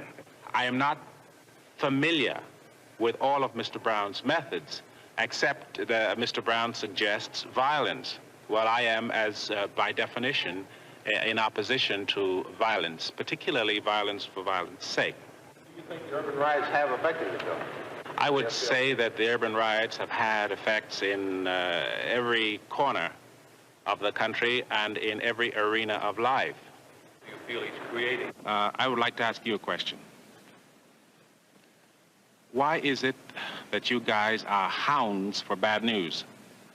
Why is it that, it seems to me that at this moment, this day, you could ask me many questions about many positive and wonderful things that are happening in this country.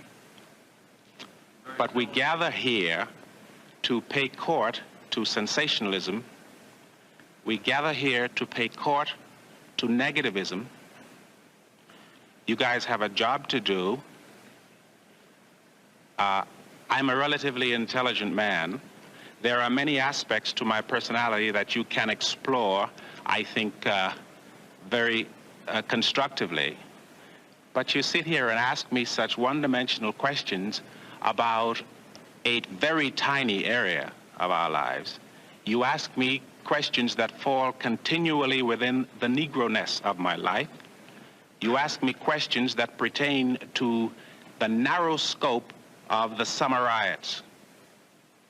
I am artist, man, American, contemporary. I am an awful lot of things, so I wish you would pay me the respect due and not simply ask me about those things. That is what we call a read. Great job there. As I said, folks, the documentary is executive produced by Oprah Winfrey, executive produced and directed by my buddy Reggie Hutland. And on Wednesday, before they showed the doc, they actually addressed the audience there. And thanks to the Academy Museum. And if you have not visited the Academy Museum, please do. It's an extraordinary space.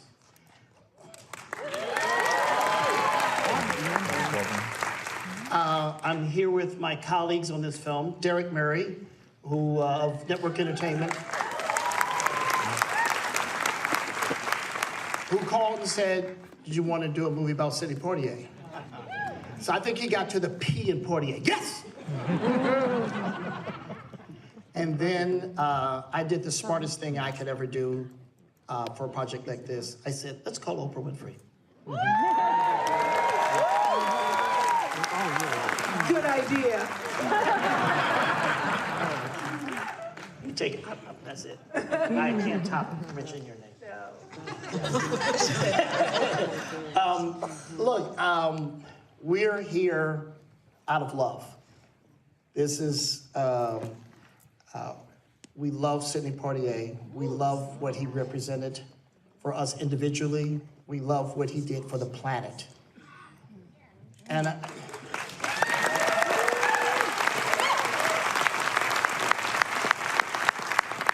And you know, this movie's for a lot of people. It's me attempting to pay back what he did for me, because if not for Sidney Poitier, I'm not standing here. I'm certainly not standing here, yes. And let's be real, none of y'all are here.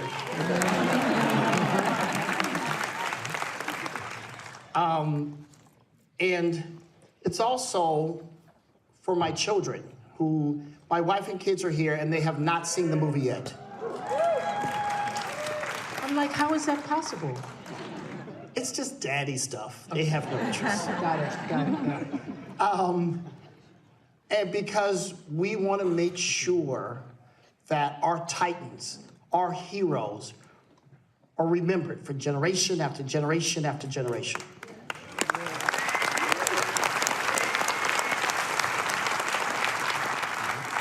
And speaking of titans and heroes, I'm going to pass the mic to Miss Oprah Winfrey.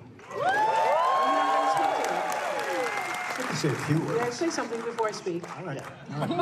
No pressure at all, right? Yeah. Zero pressure. I think it's actually important to say that this project started right back in 2018.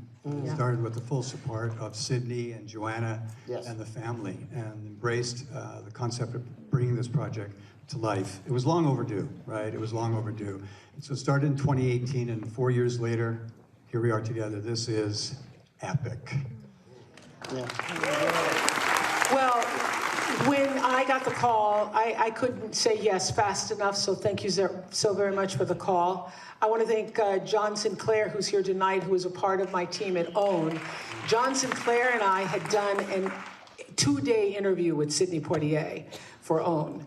And those 8 hours became a part of the grounding field for this documentary. I also want to thank Terry Wood, and I want to thank Catherine Orr. Thank you so much as my colleagues on this film. Thank you so much. Appreciate all of the many looks and all the attention to detail that has gone into this film. I believe love is in the details. And as Reginald said, this is an act of love.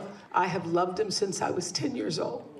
And to be able to be a part of sharing our vision of how we see him and allowing the rest of the world to see him as we see him is our offering. And you are one of the first. Toronto was the first, but you are one of the first audiences to see him.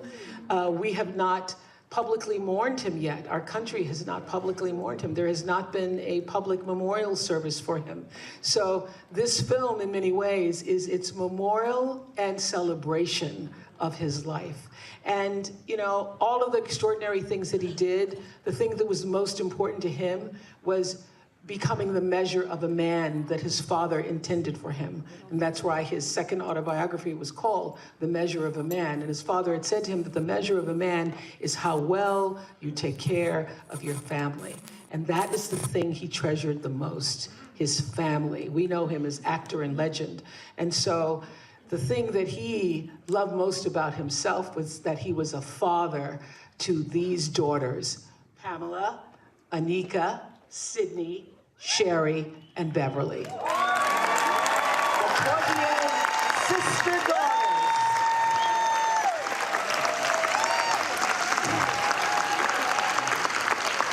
Pamela, Anika, Sydney, Sherry, Beverly. I'm gonna let you speak for all the sisters and all the daughters. What does this moment mean to you and the family? It's a great moment for us to be here and share the film with you. And I appreciate all the energy and love that everybody is giving us. I wanted to say a couple of things. One, many people confuse the characters actors play with the actual person. In my father's case, he chose roles that reflected his values. So my sisters and I are very proud of him and his commitment to leave the world better than he found it. So to honor him, I would like to ask each of you to leave the world better than you find it. Beautiful. Enjoy the film. Enjoy the film, everybody. Thank you so much.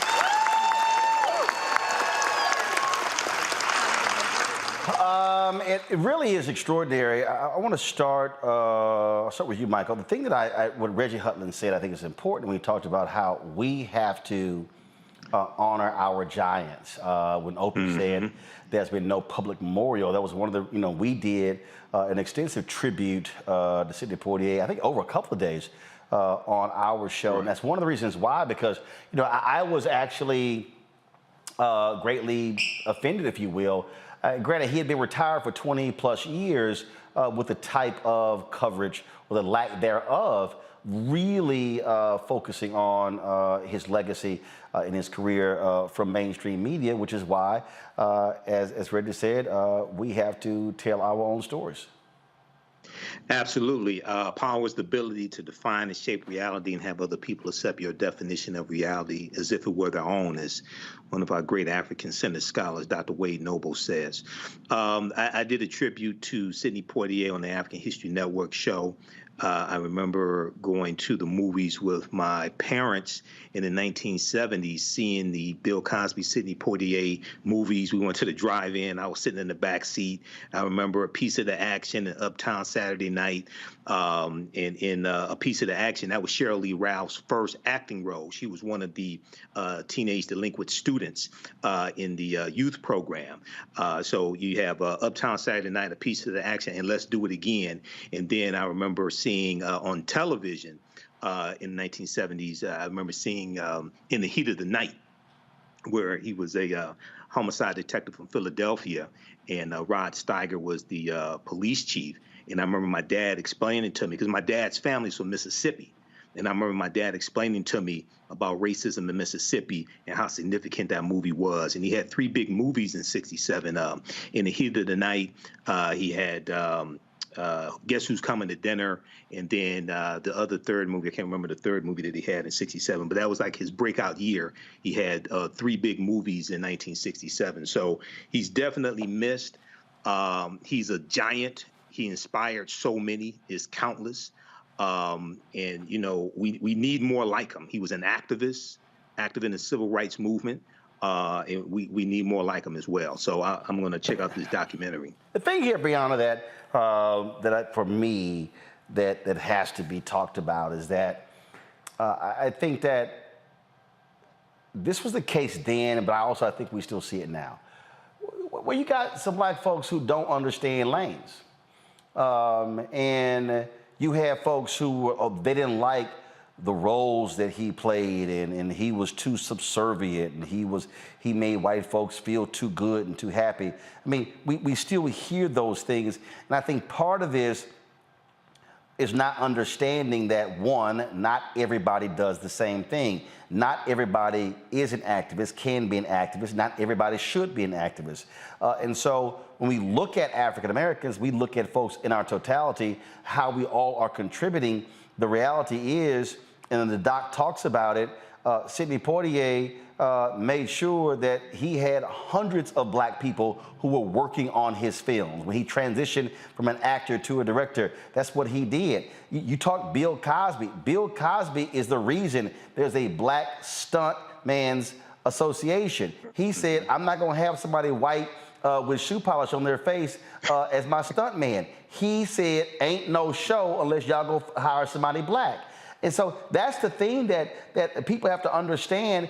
So Cosby wasn't Dick Gregory, but Dick Gregory wasn't Cosby, but folks played different roles and served different purposes. Yes, absolutely. And I love to see, especially this year more than ever, at the end of this year, with Women King coming out as well, and other documentaries. We had the Dr. Mary McLeod Bethune statue showing, and more documentaries coming from her. I love to see the overlay of arts and social action. It's a beautiful thing that we're showing our community now. And you're absolutely right. Talk about a little bit more of the name we're not allowed to say on the show. He showed that he is not that, right? His life shows that what he was about was standing up for himself. And that slap that he gave back was everything, made me happy. And so, yeah, we do need a little bit more of him. What, do unto others as you want to be done. And when you do that to me, this is what you're going to get back. And so I'm glad that he was able to have a life to stand up for himself and help so many other people. And I'm excited to see this documentary soon. Matt, last point here. Sidney Poitier died January 6th of this year. And 94 years old. He was turning 95 in a couple of months. He and Harry Belafonte, their birthdays are literally 9 days apart. And the doc talked about their relationship and how it is highs and its lows and how they literally were linked. It was Sidney Poitier got his start because he was the understudy to Harry Belafonte in the Negro Ensemble Theater, and he was. And what happened was he had to work that night. He had his janitor's job, and the night that Sidney Poitier filled in for him, it was a Broadway director who was in the audience, and that's how he was cast. And so his career took off because of that. Then the funny part, which I would not realize, Harry Belafonte turned down the role in Lilies of the Field. He felt it was a horrible script. And he said and how Sidney took it and how he put his touch on it, and that's how he wins the Academy Award. And so it just really tells you it doesn't focus on those two. And in fact, I'll tell you right now, it would be one hell of a documentary. I'm sending Reggie this text. It would be a hell of a documentary, literally a doc that focuses exclusively on Sidney Poitier and Harry Belafonte and that relationship. And how it was so intertwined. What's your thoughts, Matt? My thoughts are that, one, that's our natural aesthetic as Black people, as Africans in America, is my opinion, number one. Number two, I think we have that onus on us always. That's a beautiful story born from necessity, but one that shows that, luminaries recognize the necessity of banding together and making sure that they put each other on and they checked in and they were with each other as they walked that journey. So what I would say is instructive to us as people, as contemporaries now, is to make sure we always do that in every respect. And I think you say that a lot here on the show. But, it's a beautiful thing to think that the same thing we do as Black professionals, as Black people in any respect, they are doing at the highest levels of entertainment and the longevity to their lives as well, that we've had them here, as giants as long as we have. And one thing I wanted to say, too, I know there wasn't a public memorial, but I think sometimes we put way too much emphasis on that. Who cares if there's a public memorial when we know the stature of this giant and we are able to give the appropriate memorial? I mean, there should be, don't get me wrong, but what they meant to us and what he meant to us is something that we not allowed to lose its import. And that's I agree. But I think what Oprah was saying was by not having a public memorial, you didn't have the sort of the center of attention on Sidney Poitier, his life and his career, what he meant. And so the documentary sort of serves as that purpose. But that's also, again, why on this show, we don't wait for mainstream media to show appreciation for our icons. That's why we do that with our in memoriams. We do that with our 2-hour tributes as well, because we saw it during COVID when there were not public memorials or in funerals. When Reverend C.T. Vivian passed away, when you had Reverend Dr. Joseph Lowry who passed away, there was no public funeral for Reverend Lowry. But we made sure that we paid tribute to him. Same thing when Earl Graves passed away. The public memorial really was a few months ago at Morgan State for him as well. And so she's absolutely right. But again, this is why Black-owned media matters, because it's about us not waiting for someone else to tell our story. And so this documentary took 4 years to put together. But we wanted to make sure that we honored him in due time. And I was talking to Reg and I were sharing the story, and I was talking to Steve McKeever and others about Sidney Poitier, and I actually happened to run into someone who worked with him, and she said, you know, we talk about you all the time, because what happened was the first time, so there were three different occasions I got a chance to meet Sidney Poitier and talk with him. The first time was when Ben Jealous told me that Harry Belafonte and Sidney Poitier were going to be presenting at the NAACP Image Awards. And I said, well, I absolutely have got to meet him. And I called Mr. B, and he said, you hadn't met Sidney? I'm like, no, I had not.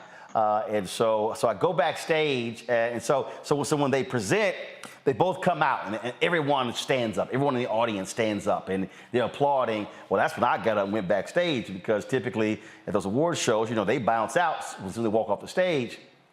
And so I'm waiting backstage for them to finish, and they come out, and Mr. B introduces me, and I said, you know, Mr. Poitier, good to meet you. And he goes, we've met before. And I'm like, nah, player, we ain't met before. He said, oh, yes, we have. He said, I know you through television. And so he begins to talk about appreciating my work on television. And so I'm standing there like, hold up, I'm supposed to be appreciating your work. And so we had some good laughs backstage, and then we took pictures, took a bunch of pictures as well. But then the next time at the Image Awards, they were honoring Mr. B, and Sidney Poitier presented him the award. So again, I go backstage, we taking pictures, and we're walking, and all of a sudden he stumbles. He literally stumbles, and I catch him, and then I hold him up, and I brace him, and I walk him outside to his person. They hand him, place him in the car. So probably about 3-4 weeks later, all of a sudden, my phone is blowing up. TV One has called me saying, Roland, Sidney Poitier trying to reach you. And I'm like, all right, give him my phone number. And so people are calling around the network, and I'm like, y'all just get him man my number. And so I said, you know, just give me his numbers. I went ahead, called his office, and he wanted to thank me for catching him, because he had surgery a few weeks earlier for his heart.